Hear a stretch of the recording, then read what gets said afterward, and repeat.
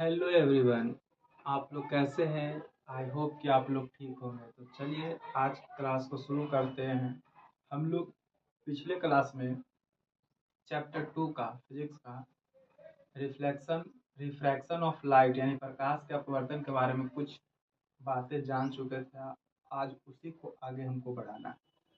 तो देखिए today topic आज का लिखा हुआ है कांच के आयताकार प्लेट से प्रकाश की किरण को दिखाना कि कैसे ट्रेवल करता है कांच के प्लेट में। उसी प्रकार पार्श्विक विस्थापन हम लोग जानेंगे।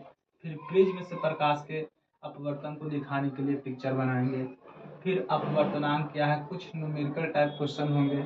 फिर पानी का अपवर्तनांक 1.33 होता है, इस कथन से क्या तात्पर्य है। उसी प्रकार हम लोग पढ़ेंगे हीरा का अपवर्तनांक 2.42 होता है, इस कथन से क्या तात्पर्य है। फिर उसी प्रकार कांच का पढ़ेंगे कि इसका अपवर्तनांक 1.5 होता है, इस कथन से क्या तात्पर्य है। तो इस टाइप का क्वेश्चन है जो कि एग्जाम में पूछा जाता है, ठीक है।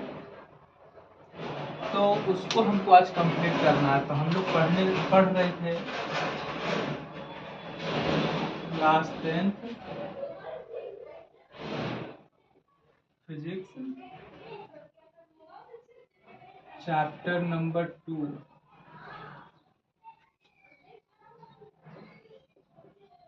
प्रकाश का अपवर्तन।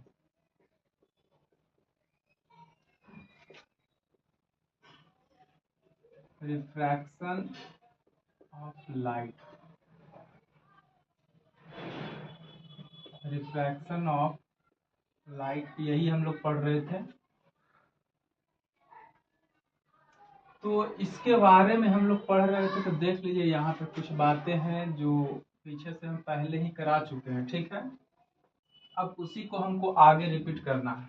तो सबसे पहले हम लोग देखेंगे, ये क्वेश्चन आता है दिखाने के लिए कि कांच के प्लेट की जगह कहीं सिल्ली भी लिखा हुआ रहेगा, ठीक है। तो प्लेट या इसको सिल्ली भी लिख देते हैं, ठीक है। सिल्ली से प्रकाश के अपवर्तन को दिखाने के लिए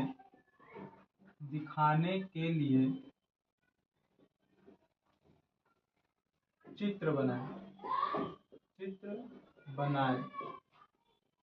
ये हमारा क्वेश्चन है। तो सबसे पहली बात है कि कांच का प्लेट होता कैसा है, कांच है क्या। तो आप लोग पहले से जान रहे हैं कि कांच क्या है।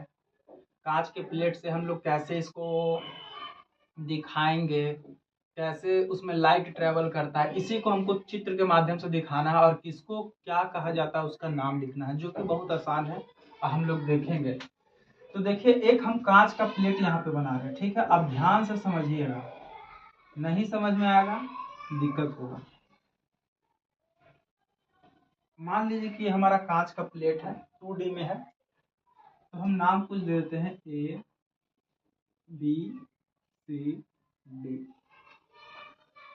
और हमको ये दिमाग में रखना है, ये जो हमारा ऊपर वाला है इसको मान लेते हैं बीरल। ये मेरा क्या मान लेते हैं, सघन। ये बीरल है, सघन है। ये फिर नीचे क्या हो गया, बीरल।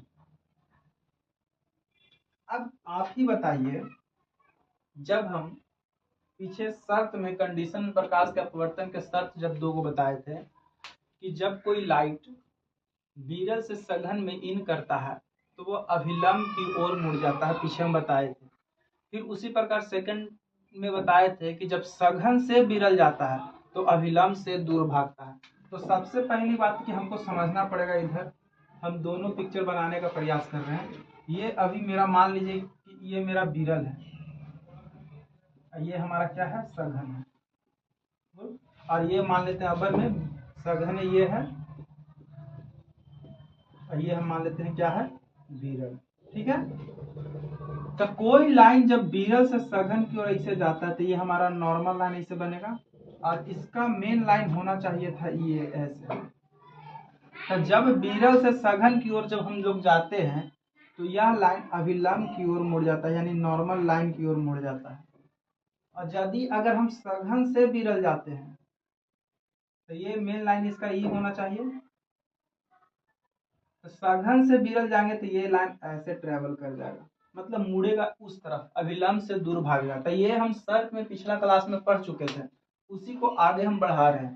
तो ये हम माने अभी ऊपर वाला हिस्सा जो है कांच के अलावे जो ऊपर वाला हिस्सा बचा है वो विरल है, ये हमारा सघन है, और ये हमारा फिर से क्या है, विरल है। तो लाइट मान लीजिए कि यहाँ से ऐसे इन कर रहा है, मान लीजिए ऐसे हमारा लाइट क्या कर रहा है, इन कर रहा है। जब इन करेगा तो यहाँ पर नॉर्मल लाइन पड़ेगा, ये हमारा नॉर्मल लाइन हो गया। तो इसका मेन लाइन एक्चुअल होना चाहिए था ऐसे, ये बिल्कुल हाँ, ये लाइन होना चाहिए था। तो अब विरल से जो कि सघन में हमारा लाइट ट्रेवल कर रहा है, तो विरल से सघन में लाइट ट्रेवल करता है तो अभिलंब की ओर लाइट मेरा मुड़ जाता है लाइट। तो ये हमारा लाइट ऐसे मुड़ जाएगा, इस तरफ मुड़ गया। फिर से अब क्या करेंगे, अब यहाँ पर आ गया तो लाइट तो बाहर ट्रेवल करके तो निकलवे करेगा, लाइट हमारा बाहर ट्रेवल करके तो निकलेगा ही निकलेगा।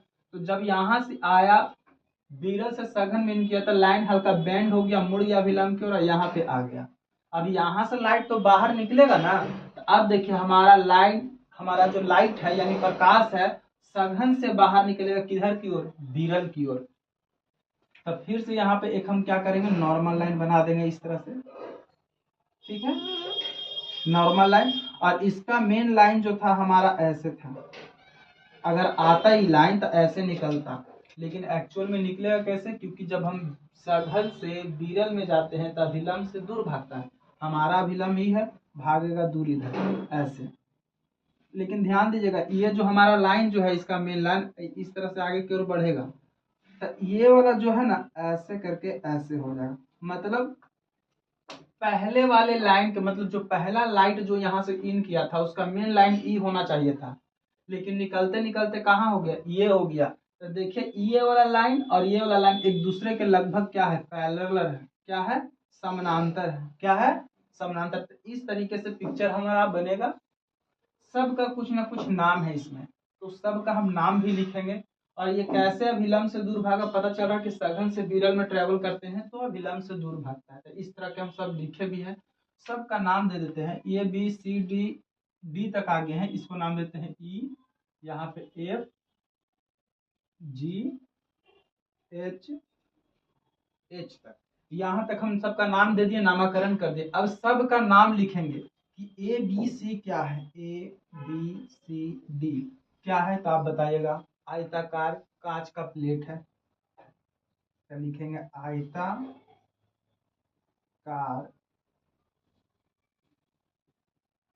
कांच का प्लेट, या सिल्ली भी लिख सकते हैं, ठीक है।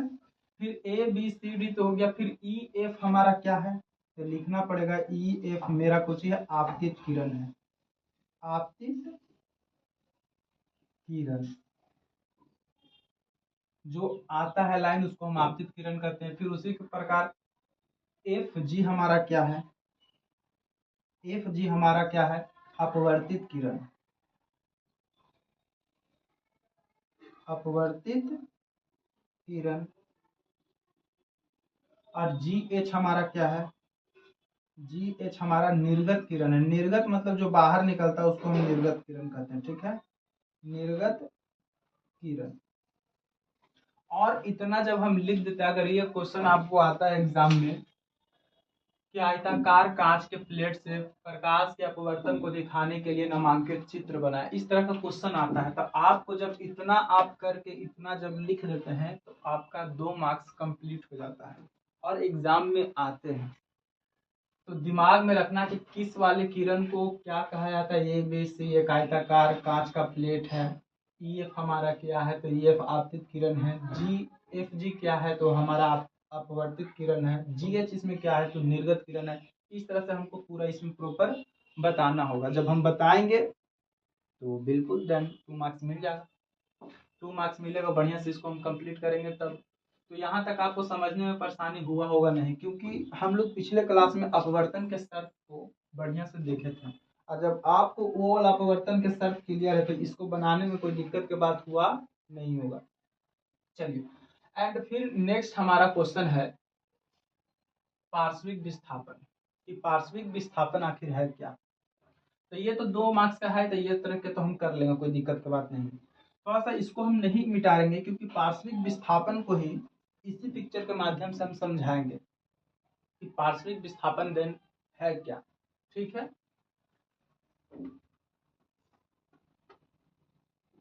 तो क्वेश्चन यहाँ पर लिख देंगे।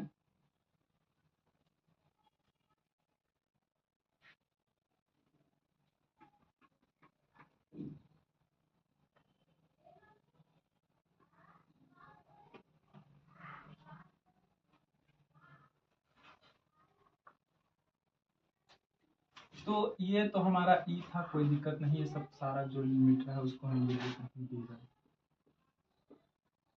ये हमारा मान लीजिए कि पार्श्विक विस्थापन, यहाँ पे क्वेश्चन लिख देते हैं। पार्श्विक विस्थापन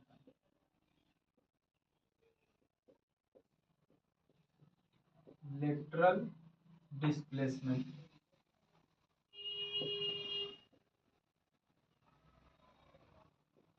ठीक है, ये हमारा क्वेश्चन हो गया कि पार्श्विक विस्थापन क्या है, लेटरल डिस्प्लेसमेंट। तो इसको हम बारीकी से अभी समझें कि पार्श्विक विस्थापन है क्या, तब ये वाला पिक्चर आप समझें तो इसी को आधार पर पार्श्विक विस्थापन का डिफिनेशन निकलता है। तो ध्यान दीजिए, इसका डिफिनेशन हम लिख रहे हैं, आपतित किरण और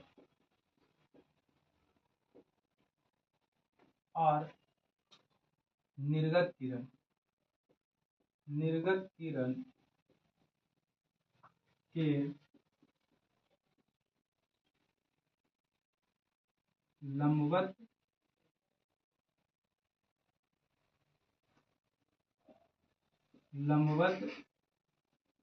दूरी को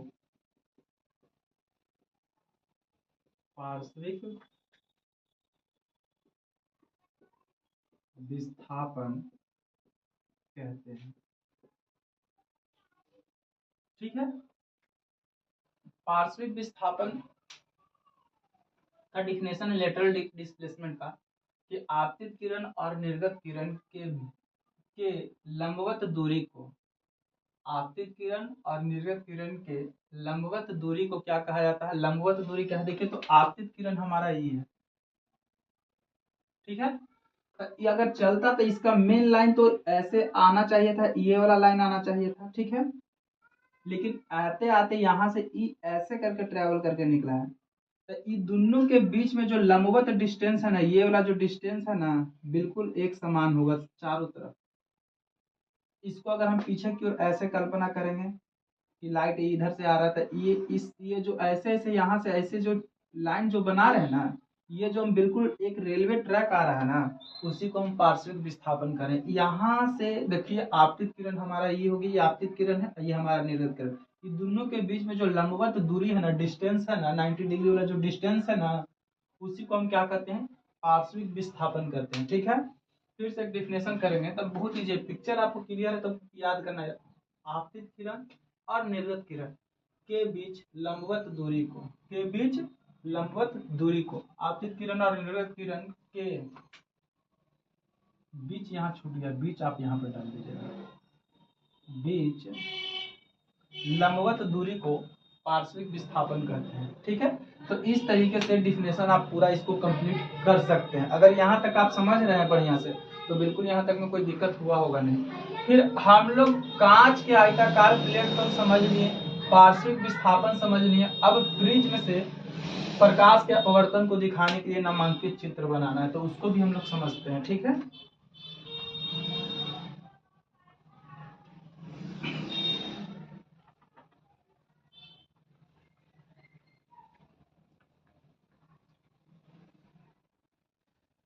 तो उसको भी समझना। आइए, सब जितना भी हम लोग कर रहे हैं चित्र दिखाने के लिए, सब 2-2 मार्क्स का क्वेश्चन भी आइए, एकदम क्वेश्चन पूछता है।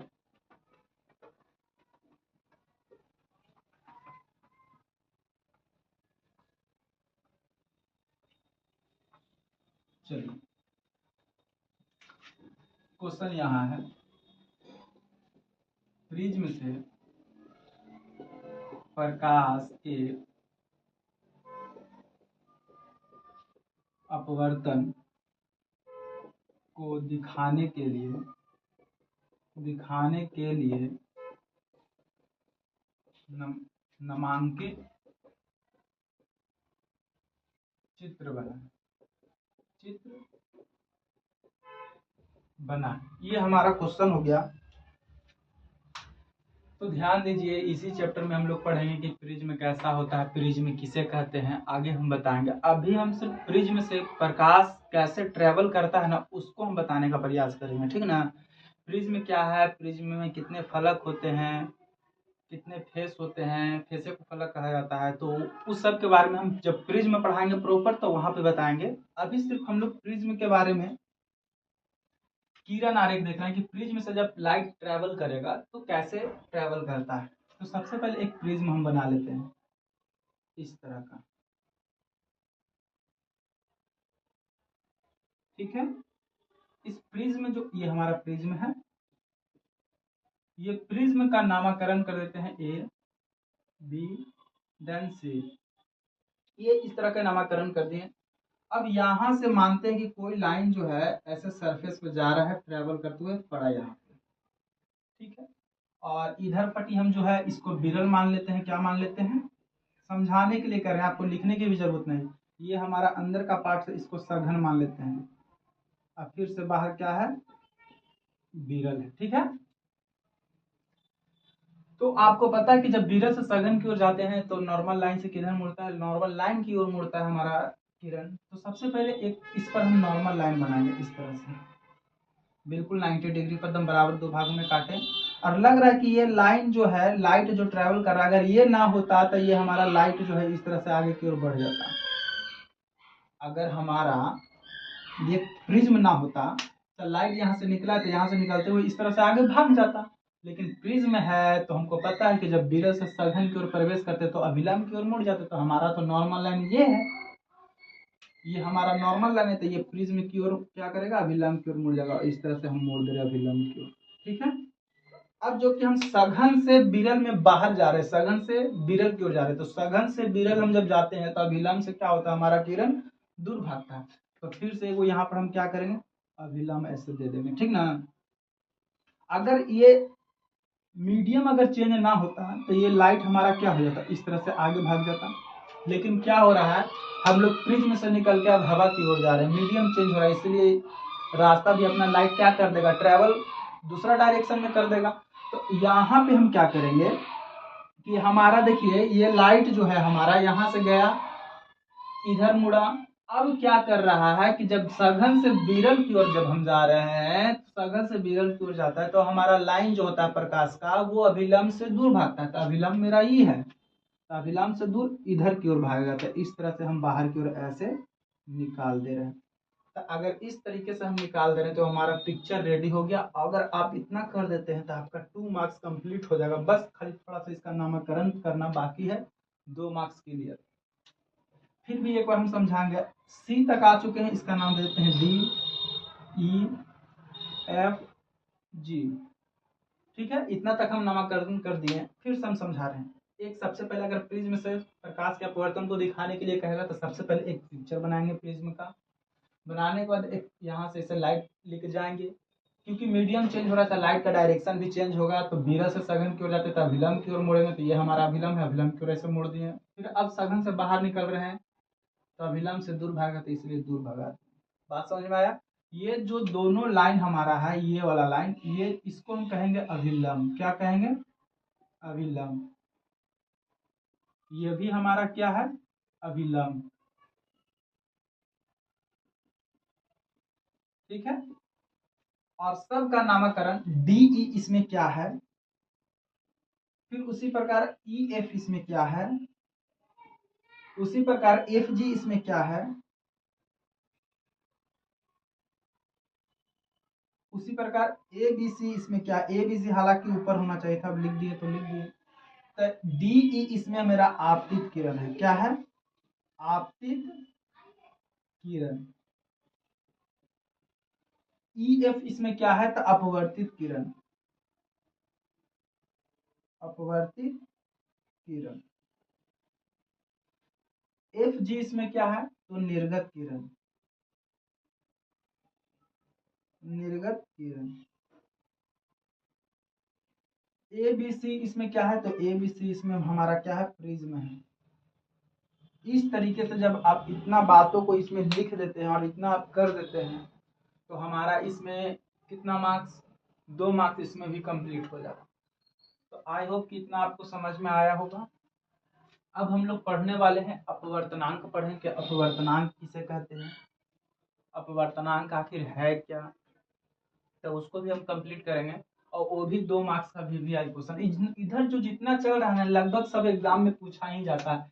कांच के प्लेट से, आयताकार सिल्ली से आपको प्रकाश के अपवर्तन को दिखाने के लिए नामांकित चित्र बनाए। फिर पार्श्विक विस्थापन क्या है, सब VVI। प्रिज्म से अपवर्तन को दिखाने के लिए नामांकित चित्र बनाए, VVI है। अपवर्तनांक किसे कहते हैं, ये भी VVI है। इस सब जितना चलेगा लगभग एग्जाम के व्यू से एकदम VVI क्वेश्चन हम करा रहे हैं, ठीक है।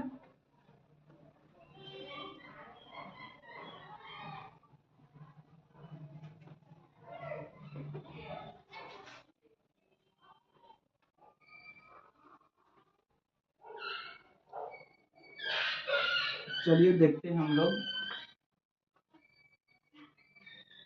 तो अपवर्तनांक, ये VVI है। अपवर्तनांक किसे कहते हैं, ये हमारा क्वेश्चन है कि अपवर्तनांक किसे कहते हैं। तो ध्यान दीजिए, अपवर्तनांक कुछ ज्यादा भारी है नहीं, बढ़िया से समझिएगा, आसानी से क्लियर। तो ध्यान दीजिए,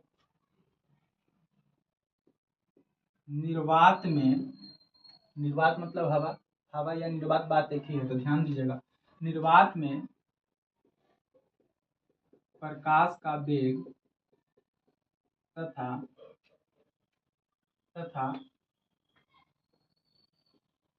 किसी माध्यम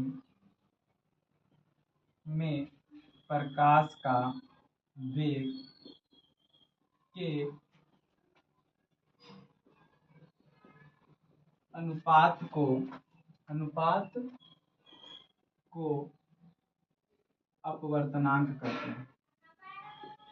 अपवर्तनांक कहते हैं, अपवर्तनांक कहते हैं।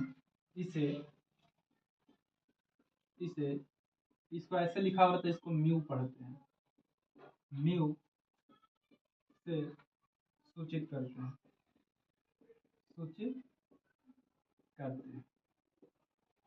ध्यान दीजिए कि निर्वात में प्रकाश का वेग तथा किसी माध्यम में प्रकाश का वेग के अनुपात को क्या कहते हैं, अपवर्तनांक कहते हैं। क्या कहते हैं, अपवर्तनांक कहते हैं। तो हमारा जो निर्वात में प्रकाश का वेग है और किसी माध्यम में प्रकाश का वेग है ना, उसको के अनुपात को हम लोग क्या कहते हैं, अपवर्तनांक कहते हैं। अपवर्तनांक को म्यू से सूचित करते हैं, ठीक है। तो निर्वात में प्रकाश के वेग को थोड़ा सा दिमाग में रखना है। तो म्यू बराबर, पहले तो डिफिनेशन समझते हैं। म्यू बराबर क्या हो जाएगा फॉर्मूला, निर्वात में प्रकाश का वेग, निर्वात में प्रकाश का वेग तथा किसी माध्यम में प्रकाश के वेग के अनुपात, अनुपात का मतलब बटा, किसी माध्यम में प्रकाश का वेग, किसी माध्यम में प्रकाश का वेग। हालांकि दोनों वेलोसिटी ही है, वेग ही है, कोई दिक्कत की बात नहीं। तो ये हमारा फार्मूला हो जाएगा।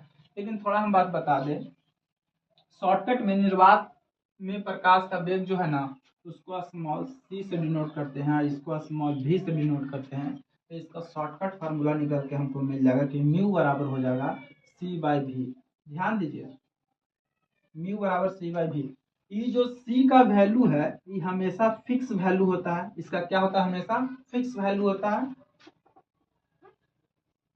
ये हमेशा फिक्स वैल्यू, और हमेशा वही वैल्यू लिखाएगा ही, फिक्स वैल्यू, फिक्स्ड वैल्यू, ठीक है। ये जो होता है नीचे वाला चेंज होते रहता है, ठीक ना। तो इस तरीके से आपको दिमाग में रखना है।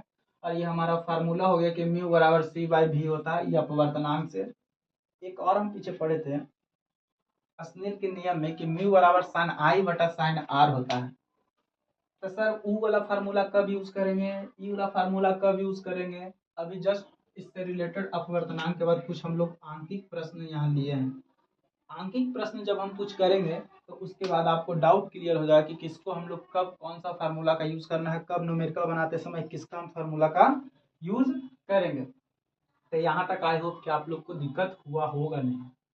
तो अभी न्यूमेरिकल का क्लास अभी यहाँ पर चलेगा, कुछ 2-3 क्वेश्चन लेंगे और उसके बाद फिर हम आगे की ओर बढ़ेंगे। तो यहाँ तक आप चाहे तो नोट कर सकते हैं।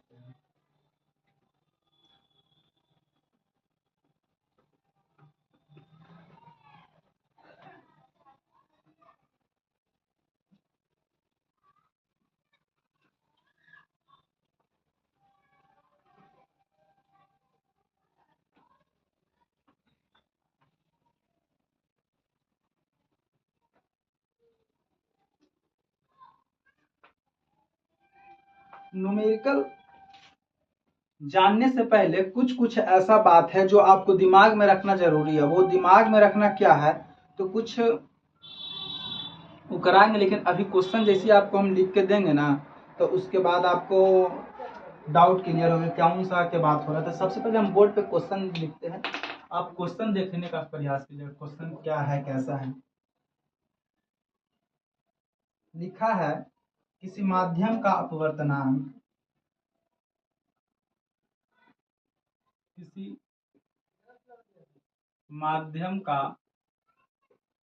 अपवर्तनांक,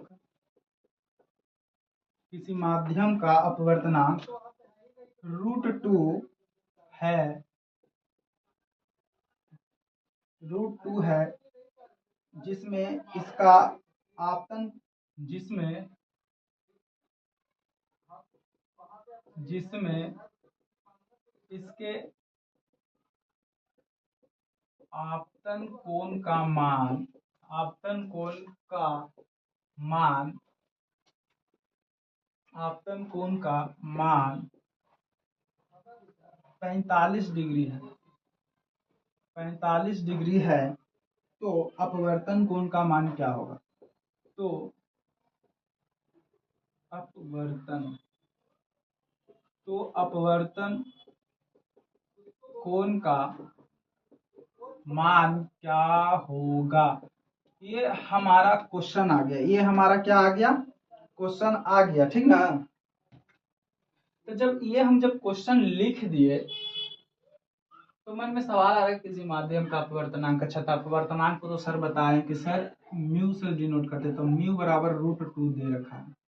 फिर कह रहा ना कि आपतन कोण का मान जो है ना 45 डिग्री है, यानी कि आई का वैल्यू कितना है 45 डिग्री, और आपसे आर का वैल्यू पूछा है, आपसे आर का वैल्यू अपवर्तन कोण का मान पूछा है कि अपवर्तन कोण क्या है, अपवर्तन कोण का मान कितना होगा। इतना चीज हमको मटेरियल क्वेश्चन में दे दिया है और कह रहा ना कि आप इसको क्या करो, हल करो। हल करे से पहले कुछ कुछ बात सबसे पहले तो दिमाग में ये रखना है कि म्यू बराबर हमारा फार्मूला कितना है। तो म्यू बराबर एक फार्मूला होता है साइन आई बटे साइन आर, जिसको हम स्नेल का नियम भी बताए थे, याद कीजिए। ये हमारा एक फार्मूला है। एंड एक म्यू बराबर अभी हम जस्ट पढ़े अपवर्तनांक C/V, ये हमारा फार्मूला है। ये दोनों फार्मूला कब यूज करेंगे तो ध्यान दीजिए। अभी देखिए यहाँ आई का वैल्यू है, आर का पूछ रहा है, तो जाहिर सी बात है देन ये वाला फार्मूला यूज करेंगे। अगर हमको सी का वैल्यू दे रहा हो, म्यू का वैल्यू दिया रहेगा, चाहे सी का वैल्यू दिया रहेगा, भी पूछेगा तो ये वाला फार्मूला लगाएंगे। मतलब डिपेंड करेगी क्वेश्चन क्या पूछ रहा है। अगर उतना तक हम क्लियर कर रहे हैं तो उसके बाद हमको दिक्कत नहीं होने वाला है। तो सबसे पहले कुछ हमको साइन में कुछ एंगल के मान पता करने के लिए कुछ टाइप त्रिकोणमितीय फार्मूला है जो उसको याद मान्य है, उसको जो याद करना बहुत जरूरी है। जैसे कि हमारा ठिट्ठा हो गया 0 degree, 30 degree, 45 degree, 60 degree, 90 degree, ठीक है। इस तरीके से हमको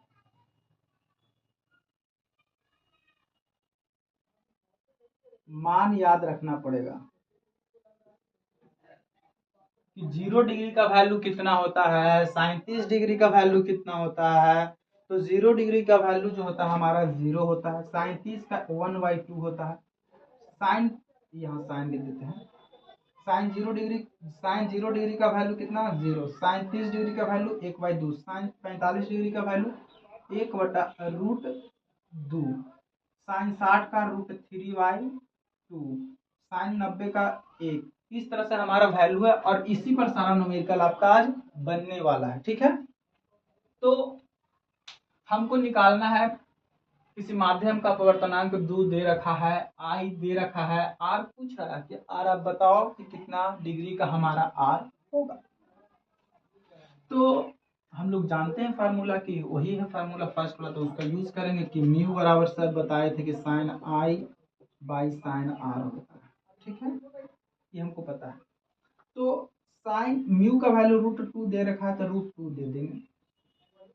साइन आई है तो साइन आई का वैल्यू कितना है 45, तो 45 डिग्री यहाँ लिख देंगे, और अपॉन साइन आर है तो साइन आर। देन आपको पता है क्योंकि हमको साइन आर का वैल्यू पता करना है, तो आर को पहले अलग करें, क्रॉस मल्टीप्लिकेशन करें। यहाँ कुछ नहीं है तो नीचे 1 छिपा है, तो क्या करेंगे साइन 45 को 1 से गुना करेंगे तो साइन 45 से आएगा। साइन आर इंटू √2 हो जाएगा। ठीक है, अब हमको ये बताइए कि साइन 45 का वैल्यू आखिर है कितना। तो मिलेंगे यहाँ से साइन 45 का वैल्यू 1/√2, तो साइन 45 का वैल्यू लिख देंगे 1/√2 इज इक्वल टू क्यों लिखे, साइन आर के मल्टीपल में है ये √2, तो इधर आ जाएगा, तो किस में आ जाएगा, इसमें आ जाएगा, गुना में तो इधर आएगा तो भागा में आएगा, तो यहाँ पे भागा में ऐसे कर देंगे, फिर से √2 यहाँ लिख देंगे, बराबर में क्या साइन आर बचेगा। देन अब हमको दिमाग में ये रखना है कि जब P गुना √P गुना √P होगा तो इसको निकल जाता है, खाली P होगा। अगर √4 रहा और गुना में √4 रहा तो सिर्फ 4 होगा। अब कैसे सर, तो √4 का वैल्यू होता है 2 का स्क्वायर, गुना में फिर से यहाँ 2 का स्क्वायर, इससे ये कैंसिल, इससे ये कैंसिल, तो बच गया 2 × 2 इज इक्वल टू 4। तो मतलब कोई सेम नंबर अगर रूट में हो 2 गो, तो रूट से रूट ऑटोमेटिक कैंसिल हो जाता है, और क्या हो जाता है, सिर्फ जो वैल्यू होता है वही हो जाता है।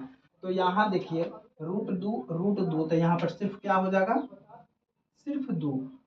अभी हम समझाए वहां पे। फिर साइन आर है तो साइन आर। अब आपको दिमाग में रखना है कि √1/2 जो है 1/2 साइन में किसका वैल्यू होता है, तो 1/2 जो होता है ना सर साइन में वैल्यू, 1/2 साइन में वैल्यू 30 का होता है। तो 1/2 के जगह पर हम 1/2 के जगह पे हम साइन 30 लिख सकते हैं, साइन 30 डिग्री, और बगल में साइन आर है तो साइन आर लिखेंगे, यहां तक लिख ही सकते हैं। अब देखिए साइन से साइन खत्म, यानी कि आर के वैल्यू 30 डिग्री, आर के वैल्यू 30 डिग्री। तो इस तरीके से हम लोग कंप्लीट इसको पूरा कर सकते हैं। ठीक है, फिर से एक बार हम समझाने का प्रयास करेंगे। जो दिया है लिखें, आई दिया है, आर दिया है, म्यू दिया था, म्यू और फार्मूला लिखें, जो वैल्यू दिया था उसको हम पुट किए, क्रॉस मल्टीप्लिकेशन कराएं, यहाँ तक आए, √2 इधर मल्टीप्लाई में तो इधर आए तो डिवाइड में हो गया। हम बताएं यहाँ पे कोई भी एक नंबर 2 रूट में हो, मतलब कोई भी एक तरह के नंबर रूट में हो, जैसे देखिए P है √P है तो खाली P लिख दिए, √4 है तो 4 लिख दिए। कैसे 4 आया तो उसका हम सॉल्यूशन करके यहाँ दिए। उसी प्रकार √2 है तो सिर्फ 2 लिखें। अभी 1/2 जो है ना किसका साइन में वैल्यू है चेक करेंगे तो 30 का वैल्यू निकला, तो साइन 30 डिग्री लिख दिया, साइन आर, तो साइन से साइन कैंसिल हो गया, सिर्फ आर का वैल्यू क्या बच गया 30 डिग्री बच गया। ठीक है, इस तरीके से हम न्यूमेरिकल को पूरा बना सकते हैं। ठीक ना, चलिए कुछ न्यूमेरिकल और है तो उसको भी हम लोग करेंगे।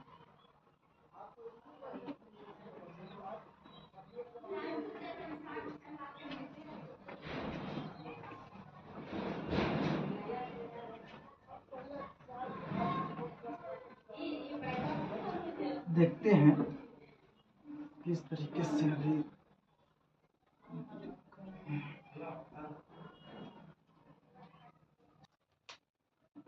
तो चलिए नेक्स्ट क्वेश्चन की ओर। नेक्स्ट क्वेश्चन हमारा क्या है?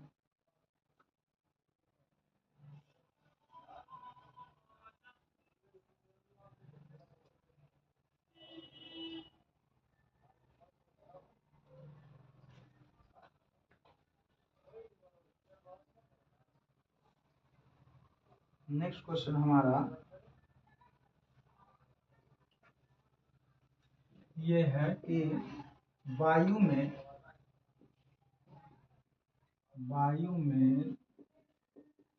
जाती हुई प्रकाश की एक किरण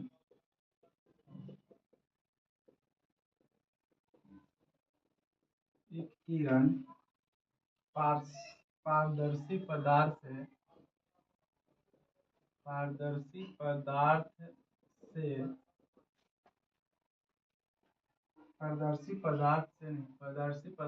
पर आपतित होती है यदि किरण अभिलंब से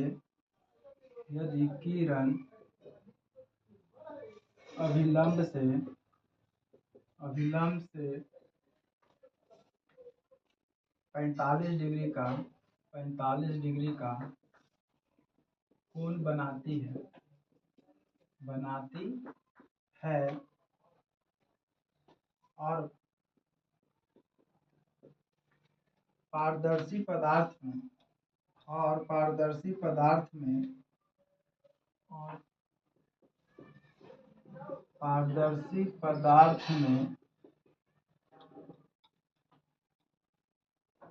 प्रवेश करने पर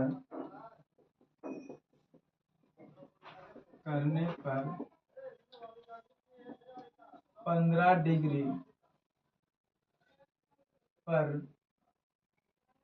डिग्री पर मुड़ जाती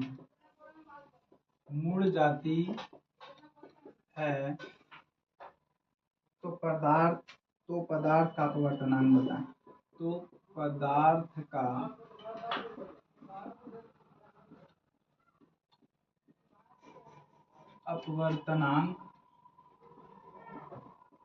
अपवर्तनांक बताएं। ये हमारा क्वेश्चन है कि वायु में जाती हुई प्रकाश की किरण पारदर्शी पदार्थ पर आपतित होती है यदि किरण अभिलंब से 45 डिग्री का कोण बनाती है और पारदर्शी पदार्थ में प्रवेश करने पर 15 डिग्री से क्या कर जाती है, मुड़ जाती है, तो पदार्थ का अपवर्तनांक क्या होगा। इस तरह का हमारा क्वेश्चन है। पहले तो जो दिया गया है उसको हम लिख देते हैं। तो वायु में जाती हुई प्रकाश की किरण पारदर्शी पदार्थ पर जैसी आपतित होती है तो आपतित और अभिलंब के बीच में जो है ना 45 डिग्री का कोण बनाती है। तो सबसे पहले एक हम मान लेते हैं इस तरह का मेरा पारदर्शी पदार्थ है, ये यहाँ से कोई किरण यहाँ पे आ रही है और ये हमारा अभिलंब है। तो जाती है तो कितना डिग्री के आपतित किरण और अभिलंब के बीच में किरण बनाती है कि डिग्री 45 डिग्री का। ये वाला वैल्यू हमको 45 दे रखा है और इसका मेन लाइन हमारा क्या कह रहा है, ये होना चाहिए। अब 15 डिग्री से आगे कह रहा है कि पारदर्शी पदार्थ में प्रवेश करने पर 15 डिग्री पर मुड़ जाती है, मतलब 15 डिग्री पर क्या करती है, मुड़ जाती है। मतलब जाना था ऐसे ये वाला लाइन से, लेकिन मुड़ के हो गई है ऐसे, मुड़ जाती है। तो ये हमारा कितना डिग्री का है, 15 डिग्री का है। ठीक है, ये हमारा 15 डिग्री के है। तो अब पूछ रहा है ना कि अपवर्तनांक आपका क्या होगा। तो सबसे पहले तो दिमाग में ये रखना है कि हमको दे रखा है क्या, इसको हम आई कहते हैं, 45 डिग्री हमको आई दे रखा है। ये वाला यहाँ से यहाँ ये जो होता है इसको हम आर कहते हैं, लेकिन एक्चुअल में हमको आर दिया है नहीं, टोटल हमको आर दिया है नहीं। तो क्या करेंगे कि आर हमको निकालने के लिए, अगर ये 45 डिग्री अगर सीधे ही ऐसे चली जाती तो ये अगर टोटल होता तो ये भी 45 डिग्री होता, लेकिन 15 डिग्री से मुड़ गया तो ये 15 डिग्री, तो जाहिर सी बात है ये वाला कितना डिग्री का होगा, 30 डिग्री का होगा। तो आर हमारा क्या हो जाएगा, 30 डिग्री हो जाएगा। बात के समझिएगा, अगर कोई ऐसे है, ऐसे गया, ऐसे गुजरा है तो ये 45 डिग्री है, तो ये भी वाला हमारा क्या होगा 45, लेकिन 15 डिग्री से मुड़ गया, 15 दे रखा है तो ये 15 है। तब 45 में से 15 घटाएंगे तो ये कितना आएगा, 30 डिग्री आएगा। तो आई का वैल्यू 30 हो गया। और हमसे पूछा कुछ ये पदार्थ का अपवर्तनांक पूछा है कि बताओ म्यू बराबर क्या होता है, म्यू बराबर व्हाट। इतना दूर तक जब हम पहुंच गए तो इसके बाद देखिए, तो हमको पास म्यू है, आई है। तब बताइए म्यू आई आर मिलकर कोई फार्मूला क्या, ये वाला लगाएं कि ये वाला लगाएं, आपको सोचना है। तो इसमें आई दिख रहा है, आर दिख रहा है, म्यू दिख रहा है, क्या इसमें आई आर दिख रहा है, तो नहीं। तो हम यही वाला फार्मूला को यहाँ पर प्रीफर करेंगे, आगे बनाएंगे। तो देखिए यहाँ पे तो म्यू बराबर फार्मूला होता है, हमको पता है कि साइन आई बटे साइन आर। ये फार्मूला कैसे है, स्नेल के नियम से हम बता चुके थे पहले, ठीक है। तो म्यू है तो म्यू निकालना है, जैसे लिख देंगे। साइन है तो साइन 45, आई का वैल्यू कितना है 45 डिग्री, तो 45 डिग्री। साइन आर है तो साइन लिखेंगे, आर का वैल्यू कितना है तो 30 डिग्री, 30 डिग्री लिख देंगे। उसके बाद हमको सोचना है कि mu is equal to sine 45 का वैल्यू कितना होता है, साइन 45 का वैल्यू 1/√2 होता है, 1/√2। फिर साइन 30 का वैल्यू क्या होता है, तो मेन बटा दे देंगे, साइन 30 का वैल्यू 1/2। ऐसा कंडीशन बनता है तो क्या करते हैं, इसको ऊपर नीचे पलट देते हैं। 1/√2 है तो 1/√2, आइए ऊपर जब जाएगा तो ऊपर में 2 चल जाएगा, नीचे में 1। 2 से 1 को मल्टीप्लाई करेंगे तो 2, और √2 से 1 को मल्टीप्लाई करेंगे तो √2। अब यहाँ पे आने के बाद यहीं पर छोड़ नहीं देंगे, यहाँ पे आंसर कंप्लीट हुआ नहीं है। नीचे कभी भी रूट आता है या माइनस आता है तो उसको खत्म करते हैं। तो खत्म करेंगे तो कैसे खत्म करेंगे, क्योंकि नीचे रहना ही नहीं है, अंश में नहीं, हर में नहीं होना चाहिए। जैसे मान लीजिए कोई भी नंबर है, जैसे मान लीजिए कि यहाँ पे 4 है, यहाँ पे 5 है, चाहे कुछ भी रूट में हम ले लेते हैं 5। तो जो संख्या नीचे रूट में रहता है ना, वही से गुना करा देते हैं और वही से क्या करा देते हैं, भागा करा देते हैं। वही से गुना वही से भागा। अब जैसे ही इसे ही कैंसिल, अगर मान लीजिए इसे ही काट देंगे तो फिर से यही आ जाएगा, तो कोई दिक्कत नहीं। तो इसको अब इससे गुना करेंगे तो 2√5 हो जाएगा। इससे इसको, जब एक ही तरह के संख्या रूट में 2 को हो तो उसको ऑटोमेटिक रूट के अंदर वाला संख्या आता है, वो हम पिछले क्लास में बताए थे। तो ये क्या हो जाएगा, 5 हो जाएगा, सिर्फ क्या हो जाएगा, 5 हो जाएगा। तो इस तरीके से हम रूट को कैंसिल करेंगे। तो इसको भी क्या करेंगे, नीचे रूट है तो नीचे √2 ऊपर गुना करेंगे और नीचे से √2 से क्या कर देंगे, भागा कर देंगे। भागा करने के बाद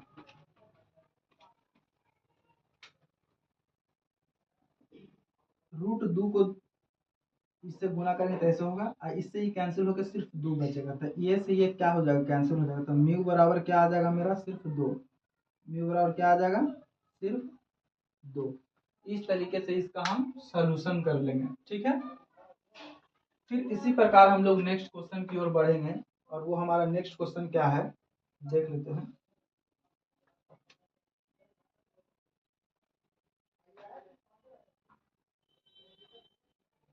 नेक्स्ट क्वेश्चन, यस,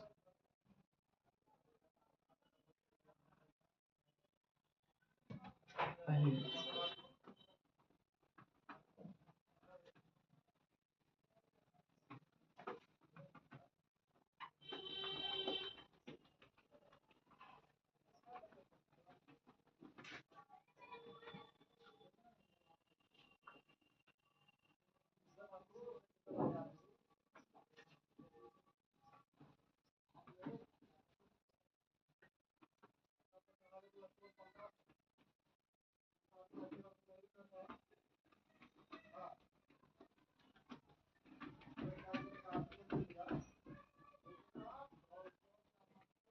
चलिए नेक्स्ट क्वेश्चन की ओर हम लोग बढ़ते हैं।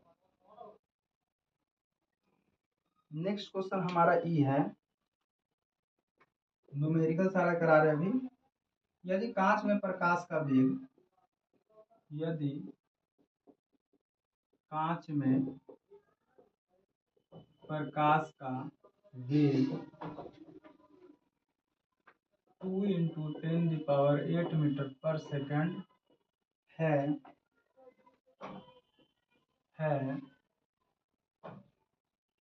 तो कांच का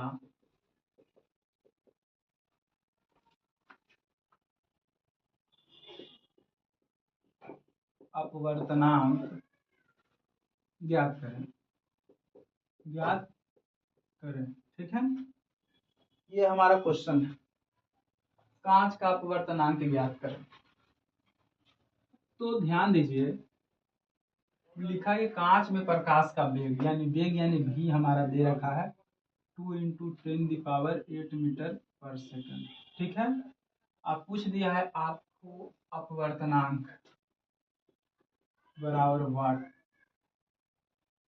तो v है, म्यू है, एक c होता है जो कि हम बताए थे फिक्स वैल्यू होता है।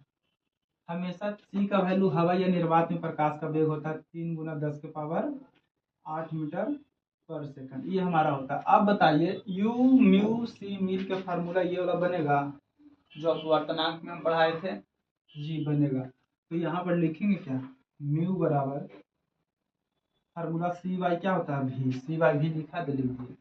और हम बताए थे c का वैल्यू हमेशा फिक्स होता है 3 × 10⁸ मीटर पर सेकंड, और इसका कितना होना है, v का वैल्यू 2 है तो 2 × 10⁸ मीटर पर सेकंड। ये वाला से ये वाला कैंसिल हो जाएगा, सिर्फ बच जाएगा म्यू बराबर कितना 3/2। क्या म्यू बराबर इसको लिख सकते हैं 1.5, डिवाइड करेंगे तो ये आएगा 1.5। मतलब पता चला क्या, यदि कांच में प्रकाश का वेग इतना होगा तो कांच का अपवर्तनांक कितना होगा 1.5 होगा। इसी प्रकार क्वेश्चन है न्यूमेरिकल कर रहा हूँ, आज लगभग हम खत्म कर दिए। इसी टाइप में अगर आप क्वेश्चन दे दिया जाएगा कि पानी में, कांच में यहाँ लिखा था, अगर पानी में 2.25 × 10⁸ मीटर पर सेकंड होता तो अपवर्तनांक पूछेगा कि अपवर्तनांक, अगर पूछ देता है कि अपवर्तनांक दे रखा है 1.5 और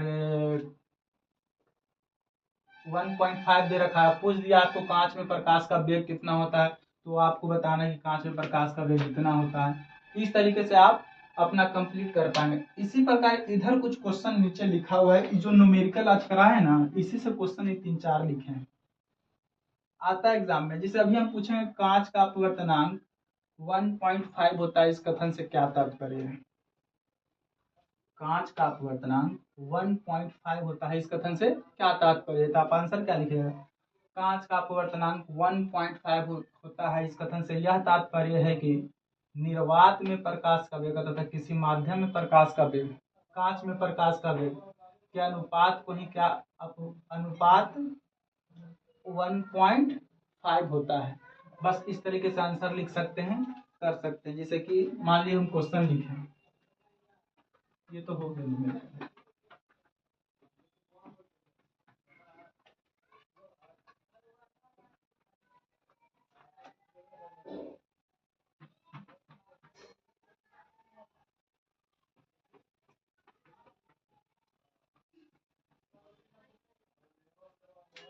मान लीजिए क्वेश्चन लिख दिए यहाँ पे,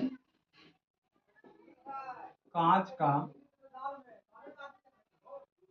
अपवर्तनांक 1.5 होता है, इस कथन से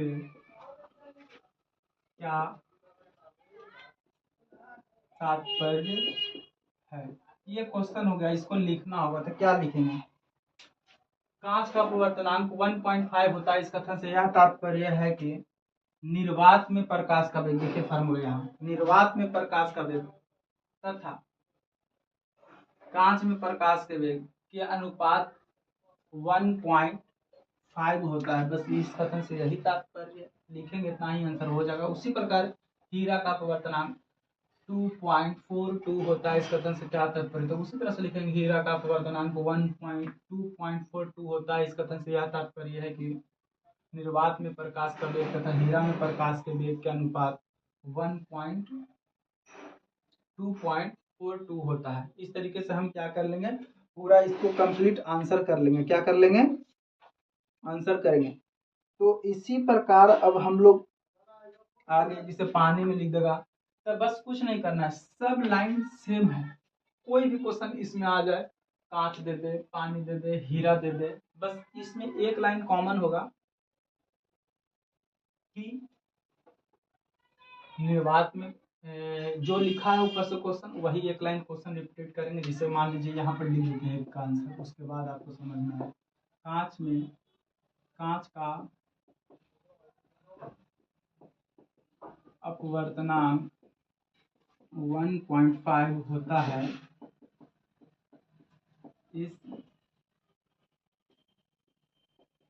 कथन से यह तात्पर्य है कि निर्वात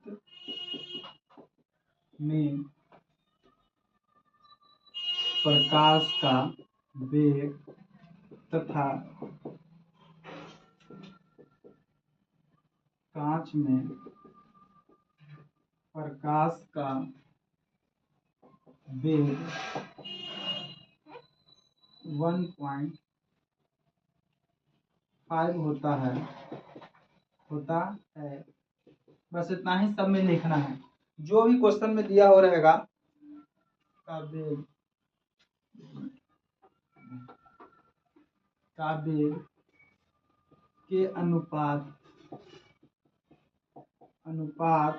1.5 होता है। जिसे मान लीजिए यहाँ कांच लिखा है, तो कांच का अपवर्तनांक 1.5 होता है। इस कथन से यह तात्पर्य है कि जस्ट दम क्वेश्चन दम लिखना है। तात्पर्य है कि सबका कॉमन है, निर्वात में प्रकाश का वेग, यहाँ तक आएंगे सब में कॉमन। अब यहाँ कांच लिखा हो तो लिखेंगे कांच में प्रकाश का वेग, कांच लिखा हो रहेगा तो कांच लिखेंगे, पानी लिखा हो रहेगा तो पानी लिखेंगे, हीरा लिखा हो रहेगा तो हीरा लिखेंगे। क्वेश्चन में जो लिखा हो रहेगा जो यहाँ पर रहेगा, और यहाँ पर जो ऊपर वाला क्वेश्चन है तो हूबहू तो यहाँ तक आपको चिपकाना ही है, लिखना ही है। यहाँ से एक निर्वात में प्रकाश का वेग, यहाँ पर आपको सिर्फ चेंज करना है, ये वाला बॉक्स में हीरा रहेगा तो हीरा में प्रकाश का वेग के अनुपात जो क्वेश्चन में दिले रहेगा वही यहाँ पर चिपका देना। जैसे मान लीजिए हीरा यहाँ लिखा है तो बोलेंगे आंसर क्या, हीरा का अपवर्तनांक 2.42 होता है। इस कथन से यह तात्पर्य है कि निर्वात में प्रकाश का वेग तथा हीरा में प्रकाश के वेग के अनुपात 2.42 होता है। इस कथन से यह तात्पर्य है। इस तरीके से हम आंसर पूरा कर लिखेंगे। पानी दिया रहेगा तो पानी यहाँ लिखा रहेगा, और पानी का वैल्यू जो होता है, पानी का वैल्यू 1.33 होता है, तो लिखेंगे कच्ची पानी का अपवर्तनांक 1.33 होता है। इस कथन से यह तात्पर्य है कि निर्वात में प्रकाश का वेग तथा पानी में प्रकाश के वेग के अनुपात 1.33 होता है। इस तरीके से इस सारा का आप क्या कर सकते हैं आंसर। तो सिर्फ हम एक का आंसर लिखे हैं कांच वाला का, इसका बाकी सारा जो है कांच का हम लिखे हैं। हीरा पानी हम सिर्फ ओरली बताए हैं, आपको घर पे खुद से इसको करना है, ठीक है।